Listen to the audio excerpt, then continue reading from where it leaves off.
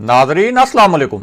Inside news के नए programme के साथ मैं हूं इब्राहिम राजा और आज हम आपको बताएंगे कि जनवरी में हुकूमती तख्ता उलटने के लिए अदालती रेफरेंस की अंदरूनी और असल कहानी क्या है।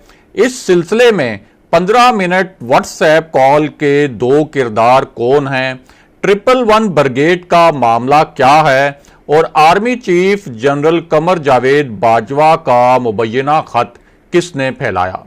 अगर आप इस खबर की तफसील जानना चाहते हैं और आने वाले दिनों में भी अहम मामलात से आगाह रहना चाहते हैं तो हमारे चैनल को सब्सक्राइब कीजिए।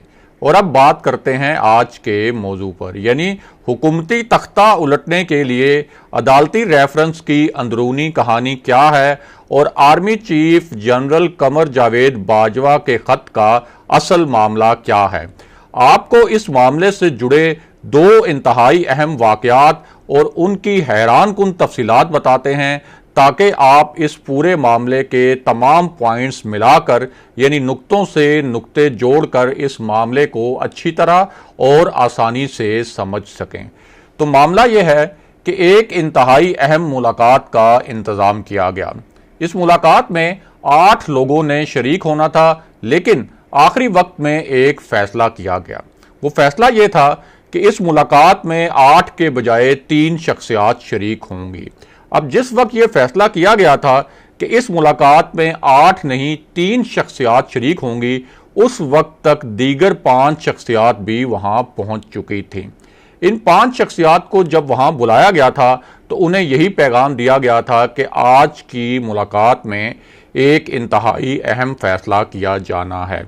बहरहाल इन 5 शख्सियात को मामूल की बातचीत के बाद रुखसत कर दिया गया और उसके बाद जो बाकी 3 शख्सियात रह गई थीं उनका एक इंतहाई अहम इजलास हुआ। इस इजलास में कौन सी 3 शख्सियात शरीक थीं और इस इजलास में क्या अहम फैसला किया गया उसकी तफसील भी आपको बताएंगे। लेकिन पहले आपको इसी मामले से जुड़े कुछ नए और हैरान कुन हकायक से आगाह करते हैं ताकि आप इस मामले का जो पस मंज़र है और जो स्याको सबाक है उसको भी आसानी से समझ सकें। तो मामला यह है कि इसी मामले से जुड़ा एक और इंतहाई अहम इजलास हुआ।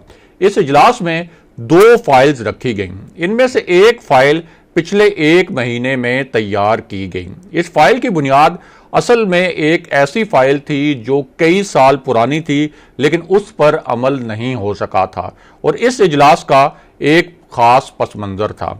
इस पस मंज़र के 2 पॉइंट्स थे। इनमें एक पॉइंट तो यह था कि मौलाना फजलुर रहमान ने धमकी दी थी कि वो फौज के हेडक्वार्टर यानी GHQ के सामने धरना देंगे।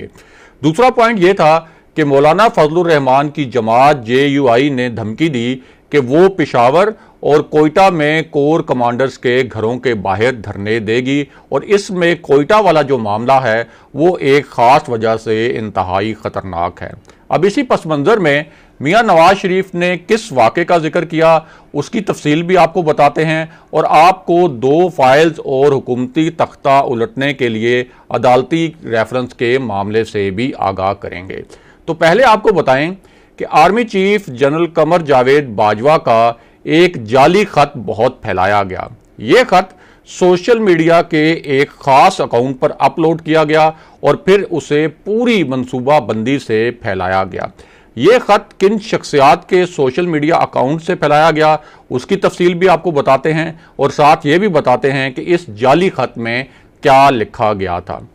तो आपको आगाह करें कि इस जाली खत में लिखा गया था कि यह खत army chief general Qamar Javed Bajwa की जानिब से लिखा गया और इस खत की तारीख जो है वो अक्टूबर लिखी गई। इस खत में बताया गया कि जनरल कमर जावेद बाजवा ने core commander Gujranwala lieutenant general Asim Munir को कुछ खास हदायत दी हैं।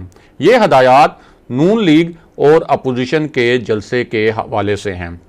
वो हदायत ये हैं कि फौज को ऐसी इंटेलिजेंस इतलात मिली हैं कि नून लीग गुजरांवाला में कोर कमांडर के घर के बाहर भी धरना देगी और इस दौरान तहरीक इंसाफ के जो कारकुन हैं वो नून लीग के कारकुनों पर हमला करने की मंसूबा बंदी कर रहे हैं और इससे शदीद बदअमनी फैल सकती है। इस खत में लिखा गया कि आप इस सूरत हाल में बदअमनी को रोकने के लिए और किसी नाखुशगवार और भयानक किस्म की सूरत हाल को रोकने के लिए बतौर कोर कमांडर तमाम ज़रूरी इकदाम करें और अगर सूरत हाल बहुत ज़्यादा ख़राब होती है तो इस सूरत हाल को काबू करने के लिए आप हर किस्म के इकदाम कर सकते हैं। अब ये जो जाली खत है ये पूरी मंसूबा बंदी से बनाया गया और इसे एक रिटायर्ड भारतीय मेजर ने ट्वीट किया। उसके बाद इस खत को बीजेपी का जो सरकारी सोशल मीडिया सेल है उसने हजारों मर्तबा रीट्वीट किया और इसे फेसबुक पर भी शेयर किया गया। कुछ पाकिस्तानी हलके भी इसे असली खत समझकर शेयर करते रहे, लेकिन हम आपको बता रहे हैं कि ये एक मुकम्मल तौर पर जाली खत है जो एक साजिश के तहत तैयार किया गया था। और अब बात करते हैं दो फाइल्स और हुकूमती तख्ता उलटने के लिए अदालती रेफरेंस के मामले पर। तो मामला ये है कि ये जो दो फाइल्स हैं और जो एक दूसरे से जुड़ी हुई हैं ये मौलाना फजलुर रहमान के मुबैना असासों के बारे में हैं। इन फाइल्स के बारे में दावा किया गया कि मौलाना के आमदन से जायद असासों के बारे में एक पूरी फाइल बहुत अरसे से मौजूद थी, लेकिन सियासी नज़ाकतों और मजहब कार्ड की वजह से इस फाइल की रोशनी में उनके खिलाफ कोई कार्रवाई ना हो सकी। और अब आते हैं तीन शख्सियात की मीटिंग और अदालती रेफरेंस के मामले पर। यह वही मीटिंग है जिसमें 8 शख्सियात ने शिरकत करनी थी, लेकिन बाद में फैसला किया गया कि इसमें सिर्फ 3 शख्सियात शरीक होंगी। इस मीटिंग में मौलाना फजलुर रहमान, मरियम नवाज और परवेज रशीद शरीक थे। इस मीटिंग में एक अहम फैसला किया गया। इस फैसले के बाद मौलाना फजलुर रहमान ने मियां नवाज शरीफ को कॉल की और ये जो कॉल थी तकरीबन 15 मिनट की थी। इस कॉल में एक ही नुक्ता डिस्कस किया गया। ये नुक्ता इंतहाई खौफनाक है और हुकूमत के लिए बहुत ज़्यादा ख़तरनाक साबित हो सकता है। वो नुक्ता ये था कि अगर अपोजिशन के जलसों के नतीजे में हुकूमत ना गिरी तो फिर हुकूमत गिराने के लिए अपोजिशन के पास आखिरी ऑप्शन क्या होगा, और ये ऑप्शन इंतहाई ख़तरनाक नौयत का है। अब इस पूरे मामले में अपोजिशन का असल प्लान है क्या? तो आपको बताएं कि अपोजिशन का प्लान ये है कि अगर जनवरी तक हुकूमत नहीं गिरती तो एक खतरनाक ऑप्शन इस्तेमाल किया जाएगा। वो ऑप्शन ये होगा कि अपोजिशन सिर्फ इस्लामाबाद तक नहीं बल्कि इस्लामाबाद के रेड जोन तक लॉन्ग मार्च लेकर जाएगी और यहां से दो इंतहाई खतरनाक खेल शुरू हो जाएंगे।